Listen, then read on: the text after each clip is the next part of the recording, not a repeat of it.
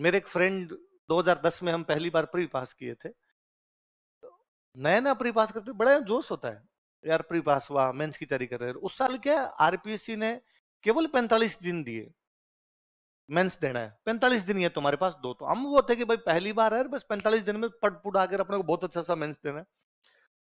हमारे एक फ्रेंड, और वो इतने ज्यादा मतलब वो लिहाजू, लिहाजू समझते हो, लिहाज करने वाला, जो किसी की बात को टाले ही नहीं। तो एक तो था ना, मैं आपको कोई काम कहूंगा, अरे कल काम करना, और आपको नहीं सर कल टेस्ट है, कल नहीं होगा सर परसों कर दूंगा। एक भले ही आपका टेस्ट है, पर आपको लगता है यार सर ने कह दिया तो अब रात को नहीं सोएंगे, टेस्ट का रात को पढ़ेंगे, पर दिन में सर का काम कर देते हैं। मतलब अपना नुकसान करके भी, उस टाइप के वो हमारे लिहाजू दोस्त है कि उनको काम कह दिया तो उनको लगता है कि मैं मेरा नुकसान कर लूंगा, पर इसने कहा तो यार काम तो टालना नहीं। उनके पास इतने कॉल आते, और फिर कॉल उस टाइप के, वो उदयपुर पढ़े हुए तो उदयपुर के दोस्तों किसी की कॉल आ जाए कि भाई कोई जानकार कॉल आ जाएगी, लो एसएमएस में हमारे कोई भर्ती है, ब्लड दे के आओ। जाओ भाई, या किसी को भेजो, तो तुम्हारे को जयपुर में दोस्त रहते हैं, एसएमएस में भर्ती है, ब्लड के लिए व्यवस्था करो, वो हमें किसी को फोन कर, तीसरे को फोन करते कि यार मैं तो 2 महीने पहले दे के आ गया था, 1 महीने पहले दे के आया था, ब्लड देना दे के आओ यार। कोई कोई कॉल आएगा, राजस्थान यूनिवर्सिटी में मार्कशीट निकलवा दो। खूब सारे काम होते, ये 2 बुक भेज दो हमारे, ये नोट्स भेज दो हमारे। तब ऑनलाइन वाला होता नहीं था कि लोग किसी से मंगवा लेते, फिर भेजे ही जाते थे, बसों में दे दे के आते थे। फलाना दोस्त आ रहा है, बस में आ रहा है, उसको लेके आओ, फलाना जी आए उसको छोड़ के आओ, फलाना जी आए उससे मिल के आओ। तो वो यूं बड़े परेशान, तो उन्होंने कहा मैं यार सिम चेंज कर लेता हूँ। बोलाएंगे नहीं, नहीं सिम, नए नंबर किसी के पास होंगे नहीं। तो उन्होंने सिम चेंज की। सिम चेंज करके उन्होंने अपने पापा को फोन किया, घर वालों को तो दे, घर वालों को नंबर दे। पापा फौजी, रिटायर्ड फौजी, पापा को फोन किया कि पापा मैं बोल रहा हूँ और मैंने सिम चेंज कर ली, आपको कोई काम हो तो इस नंबर पे कर लेना। तो मुझे उनके पापा का डायलॉग अब भी याद आता है। तो पापा ने कहा ये लास्ट लाइन रिपीट करना, कि आपको कोई काम हो तो कॉल कर लेना, मुझे इस जिंदगी में तेरे से कोई काम नहीं पड़ेगा। और इतनी औकात भी नहीं है कि मेरे काम करेगा। मैंने ना जिंदगी के 50 साल लिए मेरे दम पे, और मुझे मेरे काम करने आते हैं। तेरे को पड़ेगा 1 तारीख को काम, रुपए के लिए, किसी भी नंबर से कॉल कर लेना, पैसे भेज दूंगा, फोन रख। मेरे दोस्त ने फोन यूं रख के वो हंसे मेरी तरफ देखे, मैं क्या हुआ? उन्होंने कहा यार गजब बेइज्जती है यार, घर वाले तो लिफ्ट ही नहीं दे रहे। मुझे उस दिन वो बड़े सही लगे उस दिन अंकल, लगा यार बात तो सही है। मैं आज मुझे लगता है कि नहीं यार, आपने थोड़ा बहुत तो कुछ यूं कर ही लिया है ना जीवन में, किसी के एक काम तो अपने करवा ही सकते हैं। मेरे पापा ने मुझे आज दिन तक कोई काम नहीं करा, और उनका ईगो है, बोले तू क्या करा देगा। कई बार उनका कोई काम होता है, कोई फंसा हुआ है इधर उधर, मेरे को छोटे वाला भाई फोन करके कहता है ये तेरे को नहीं कहेंगे, एक ऐसे ऐसे परेशानी है, तू एक कॉल कर देगा वहां पे, ये काम हो जाएगा। तो मुझे लगता है मैं डायरेक्ट कॉल करूंगा तो इनको फिर बुरा लगेगा, तो मैं इनसे पूछ तो लूं। मैं उनको पूछता हूँ ऐसा ऐसा कुछ चल रहा है क्या ना, मुझे कहीं से समाचार मिला कि ऐसी ऐसी कोई बात मैं कर दूंगा, ना ना हो जाएगा, हो जाएगा, तू तेरा काम देख, मैं कर लूंगा अपने हिसाब से, हम आप सेटल कर लेंगे। इस 100 बात की एक बात यह है कि घर वालों को भी अपने से कोई काम नहीं पड़ता। इसलिए ये केवल अपने मन की वो भ्रांतियां और धारणाएं हैं कि सर मेरे जरूरी कॉल आ गया था, ये तो उठाना जरूरी हो गया था, और ये थोड़ा ध्यान नहीं रखना चाहिए, नहीं उठाना चाहिए, है ना। और नहीं, सॉरी की बात नहीं, उठा लेते हैं बच्चे, कोई दिक्कत नहीं है, मैंने कभी मना भी नहीं किया आपको, आप कॉल लेके बाहर भी चले जाते हो। पर खुद के स्तर पर कभी देखना कि वो काम इतना इंपॉर्टेंट नहीं है जितनी इंपॉर्टेंट क्लास है। सिंपल, एक बहुत अच्छी सी दिमाग में ध्यान रखना, आप जीवन में कोई काम करो, जिस काम को जब कर रहे हो उस समय उसको ईमानदारी से कर लो, उनके रिजल्ट मिलते हैं। ऐसा कभी नहीं होता कि आपने अपना काम ईमानदारी से किया और उसका रिजल्ट नहीं मिला हो। हर काम का अंत तो गत्वा एक दिन कहीं ना कहीं रिजल्ट आता है। मैंने कई बार, मैं खुद जब सोचता हूं तो मुझे लगता है मैं 2010 में जब यहाँ आया था ना, तो पढ़ने के लिए आया था कि मैं आरएस बनूंगा। पढ़ाई की, तैयारी की, जब तैयारी की मैंने मेरी तरफ से ईमानदारी से की, फाइनल सिलेक्शन नहीं हुआ, उसका कारण मुझे हमेशा ये लगता है कि जिन लोगों का हुआ वो मेरे से ज्यादा पढ़ते थे, मैं उनसे थोड़ा कम पढ़ा, जिन लोगों का हुआ मेरे से ज्यादा पढ़ते। ऐसा कभी नहीं कि मैं तो बहुत अच्छा पढ़ा और फिर भी मेरा नहीं हुआ। जिनका हुआ है वो ज्यादा पढ़े होंगे, पढ़ना 20 होगा, मैं 19 रह गया हूँ, वो थोड़े 21 पढ़ गए होंगे, इसलिए उनका हो गया और मेरा नहीं हुआ। बाकी वो 5 7 10 नंबर का गैप था, 5 7 10 नंबर और आते थे हम उधर चले जाते, वरना इधर रह गए। और उन दिनों पढ़ाई तो ईमानदारी से की, फिर पढ़ाने लगे। अब वो पढ़ाई की हुई थी तो कहाँ काम आए, तो सब इधर कर लेते हैं, तो ये पढ़ाने लग गए। इधर भी मेरे कुछ ही नहीं सोचा हुआ, मैं दिलीप सर के पास एक दिन यूं रैंडम बैठा था, मैं सीनियर स्टूडेंट था कि भाई एक मेंस दे दिया, दूसरा मेंस होने वाला था हमारा। तो तब इतना स्टाफ नहीं होता था कोचिंग में स्टाफ नहीं होता था, तो अब पेपर कौन बनाए? One man army Dilip sir हुआ करते, सारे सब्जेक्ट दिलीप सर पढ़ाते। साइंस के सर एक अलग आया करते थे हमारे, एक ज्योग्राफी के सर अलग आया करते थे, बाकी सारे के सारे दिलीप सर खुद पढ़ाते। तो सर कहते यार ये पेपर बनाने कौन, तो हम जितने सीनियर थे, मैं आप में से कोई ऐसे सीनियर हो जाते, दिलीप सर हमें कहते हैं कि तू हिस्ट्री का पेपर बना के लेना इस बार, तू पॉलिटी का पेपर बना लेना। और हमें लगता है कोचिंग का काम है, वो करना चाहिए, अपनी कोचिंग अपना काम है। पहले अपने टेस्ट थे तो अपने किसी सीनियर ने लिए तो अपने को लेना चाहिए। तो हम कॉपियां चेक करते, हम पेपर बनाते एकदम सेवा भाव से कि स्प्रिंग बोर्ड अपना घर है, अपने को ये काम करना चाहिए। एक दिन मैं कुछ कॉपियां चेक करके और वापस दिलीप सर के पास जमा करवाने के लिए आया, कि मैं ये 20 कॉपियां चेक करने के लिए लेके गया था, मैंने चेक कर दी, ये जो बैठे थे सर ने मेरे को कहा कि यार ये एक बैच चल रहा है, इसमें सब कुछ पढ़ा दिया, हिस्ट्री पढ़ा दी, पॉलिटी, इकोनॉमी, ज्योग्राफी, साइंस, सब ये राजस्थान जी के बाकी पढ़ी है। राजस्थान जी के दिलीप सर ही पढ़ाते थे, तुम पढ़ा दो। यार मेरे से नहीं पढ़ाया जाए, अब यार सारे सब्जेक्ट में कब तक पढ़ाता रहूंगा यार। तब तक बेच बढ़ने लग गए थे, पहले बेच 1 या 2 होते, उस साल बेच 5 या 6 बेच थे। मैंने कहा यार ज्यादा बेच यार मेरे से अब नहीं हो, मैं यार थोड़ा बहुत तो यूं ठंड खाने दो रहे, मुझे मुझे लगाए रखते हो। तो मैंने, दिलीप सर ने मेरे कहा और बता जयपुर में अच्छा टीचर कौन है जो राजस्थान जी के पढ़ाते, तो हमने बैठ के कई टीचर डिस्कस किए कि उस समय जो टीचर अलग अलग कोचिंगों में पढ़ाते थे, सर वो, सर कि नहीं यार वो तो आरएस को नहीं पढ़ाते वो। तो मैं सर को वापस कर दूंगा, सर वो तो इंग्लिश मीडियम वाला भी अपने को चक्कर पड़ेगा, वो इंग्लिश की टर्म तो बतानी पड़ेगी कम से कम बच्चों को, वो ही नहीं बता पाएंगे सर वो। सर उनकी हिस्ट्री अच्छी, कल्चर नहीं होगा। ये 3 4 हमने खुद ने एक दूसरे से डिस्कस करके खारिज किए कि उनमें ये हो जाएगा, उनमें हो जाएगा। सर के पता नहीं क्यों दिमाग में तू पढ़ा ले, मैं कैसे, कि तेरे कहानियां वानियां तो आती है। मैं क्लास में दिलीप सर पढ़ाते थे, बीच में खड़े होकर कहानियां सुना दिया करता कि सर इस पे मैं एक बात और बताऊं, और दिलीप सर हमें पूरा मौका देते कि हाँ कोई नई बात एक्स्ट्रा किसी को आती है तो कोई बता सकता है। तो यार तेरे को चीजें तो इधर उधर की पता ही, हाँ मेरे वाले नोट्स पढ़ाने पढ़ाते।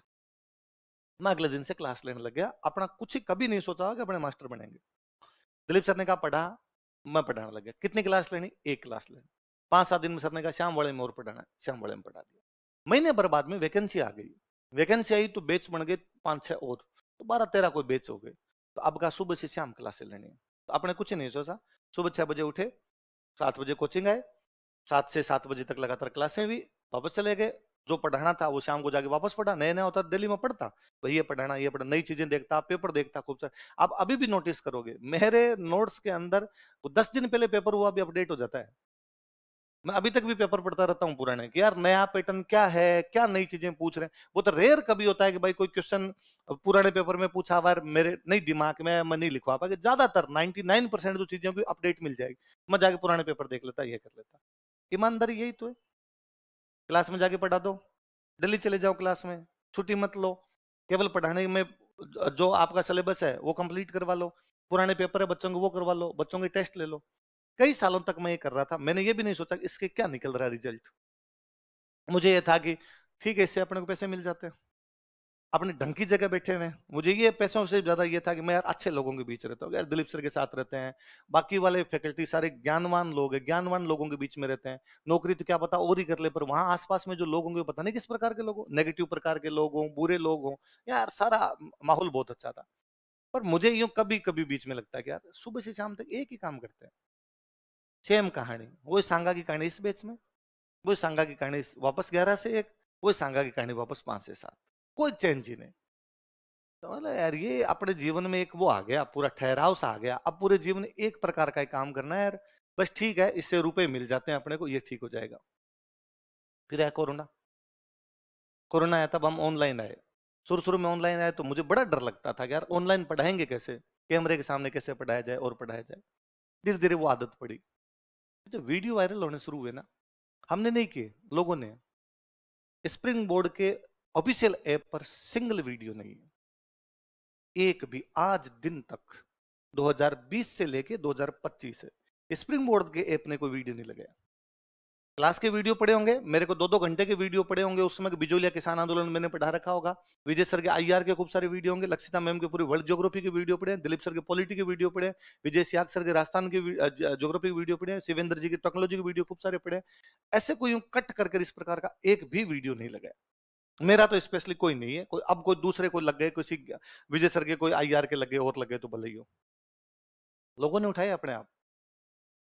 कौन वीडियो उठाने वाला, कौन उनको देखने वाला, कुछ ही नहीं।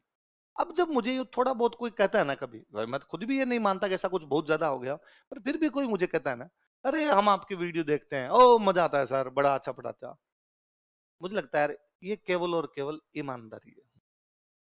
इतने गुण भी अपने में नहीं है, इतने ज्ञान भी नहीं है अपने में, इतनी कोई एक्स्ट्रा मेहनत भी अपन ने नहीं की है, बस अपने अपना काम ठीक कर लिया था कि क्लास में जाके महाराणा प्रताप के बारे में मुझे ये लगा कि बच्चों को समझ में कैसे आ सकता है, तो जैसे मुझे आया था वैसे बच्चों को आ सकता है। मुझे कैसे आया था, तो मैंने ऐसे ऐसे पढ़ा था, एग्जैक्टली वैसे वैसे जाके पढ़ा दिया, उसमें इधर उधर मैंने सोचने की आवश्यकता नहीं। अच्छा, मैंने और नोटिस की, मैंने जब कभी ऐसा सोचा होगा ना, यार ये वाली बात ऐसे बता दूं तो ये वाली बात यदि लोग सुनेंगे तो उनको और मजा आएगा, तो उनको और अच्छी लगेगी, आज दिन तक वो वीडियो वायरल नहीं है। वो बातें जो सामान्य तरीके से तुम लोगों से किए हुए वो सारी वायरल है। डेढ़ होशियारी नहीं इसका मतलब। जहां तुम्हारे दिमाग में इस प्रकार के कीड़े आएंगे कि मैं कुछ कर सकता हूं, भगवान सब देखता ऊपर बेटा, तू कौन है, तू अपना काम केवल उस तरीके से कर ले। तो ये है ना, ये हमेशा ही देखा करो इस चीज को कि हम अब कई बार स्टूडेंट सोचता है कि सर मैं सिलेक्शन करवाना है, मुझे अभी क्या करना चाहिए, कुछ ही नहीं करना। आज जो पढ़ा है वो शाम को याद होना चाहिए, डेली का काम डेली सही हो जाए। उसके अंदर ये नहीं हो कि मुझे ये हमेशा रहता है कि मैं आज की क्लास लेनी थी, वो मैंने सारी क्लास ले ली थी। बीच में अभी मेरे 2 दिन बुखार थी, मैं टेबलेट लेके भी आ गया कि नहीं यार क्लास लेनी है, क्योंकि अब इतनी पहले हम कर लिया करते, कभी छुट्टी लेनी होती है, हम नवीन जी कहते सर नवीन जी छुट्टी लेनी, नवीन जी कहते ठीक है सर, यदि आपकी तबीयत खराब है, अपने पास 4 बैच हैं, टीचर अपने पास 6 हैं, तो एक उन टीचर को बुला के दिलवा देते हैं। अब बैच है ज्यादा, टीचर है कम। मैं मान लो नवीन जी को कर दूंगी 9 से 11 नहीं लूंगा, तो फिर मेरी जगह कौन लेगा? और मेरी जगह कह दिया कि साहब विजय सियाग सर राजस्थान ज्योग्राफी पढ़ाने, फिर विजय सियाग सर की जगह कौन जाएगा? उनकी जगह वो चले जाएंगे, फिर उस बैच में कौन जाएगा? इसका मतलब आप 20 बैच को डिस्टर्ब कर दोगे, इससे अच्छा तुम ही ले लो। मैं दलीप सर नए नए पढ़ाने लगे थे, दलीप सर हम सब फैकल्टी कहते थे कि कई बार 7 से 9, 7 बजे सुबह सुबह की तबीयत खराब है, सर कहते कोई बात नहीं, क्लास में आके बैठ जाओ। ये मेरा किया हुआ है, मैंने सर का देखा हुआ है, दूसरों का देखा हुआ है कि मैं कई बैच में 7 बजे गया, मैंने जाके बच्चों का कि मेरी तबीयत भयंकर खराब है, मेरे से खड़ा भी नहीं हुआ जा रहा। बच्चों ने मुझे कहा कि सर कोई नहीं, आप हमें क्वेश्चन दे दो, हम उनके आंसर लिख के दिखा देंगे, आप बैठे रहो। या सर आप धीमे धीमे बोल दो, बोर्ड पे मत खड़े होना, हम लिख लेंगे, क्योंकि बच्चों को दिखता है आया है ना ये, हम लिख लेंगे, वो कोऑपरेट करते हैं। इसकी जगह यदि बच्चों को नवीन जी जाके कहते कि सर आज आएंगे नहीं, 7 से 9 जाओ तुम चाय पी के आ जाओ, सारे सारे गालियां निकालते हैं ना। ये क्या तरीका है? बच्चों को मन में आती है यार हमें क्यों बुला लिया, पहले क्यों नहीं मैसेज किए? क्योंकि वो का वो जब मास्टर बैठा होता, मैं या कोई दूसरा कोई बैठा होता है, बच्चों लगता नहीं यार सर आए, हमारे लिए आ गए सर, और सर लिखवा रहे तो हम कर लेते हैं। इसलिए हमेशा अपनी चीजें अपने लेवल पर सही रख ली जाए, बाकी सब दूसरी अपने आप हो जाएगी। भगवान सब देखता है, वो रिजल्ट एक दिन देता है। विद्या एकमात्र चीज है जो व्यर्थ नहीं जाती। माँ सरस्वती एकमात्र देवी है जो अपना ऋण अपने ऊपर नहीं रखती। बाकी हो सकता है मैं कहूँ कि आदमी कोई काम मेहनत से करे, किंतु परंतु हो सकता है कि भाई हम खेती करते हैं गांव के अंदर, पूरी जी जान लगा खेती करते हैं, और बारिश नहीं हुई, और किसी ना किसी प्रकार से खेती खराब हो गई हमारी। हम पशुपालन बहुत अच्छा सा करते हैं, कोई बीमारी आ गई किसी प्रकार से खराब हो गई। इधर भी होता है अपने साथ कि आप बहुत अच्छी तैयारी करते हैं, अपना सिलेक्शन नहीं हुआ, पर वो कहीं ना कहीं दिखेगी चीजें, वो कहीं ना कहीं आएगी, विद्या कहीं ना कहीं काम आ जाएगी आपके। इसलिए इसमें कतई कोताही नहीं बरतनी। कभी फोन जैसी ये चीजें बड़ी छोटी चीजें हैं, इन चीजों की तरफ ध्यान नहीं देना। और इस बात को एक लाइन से और सोच लिया करो कि जब फोन नहीं थे तब भी लोगों के जीवन थे।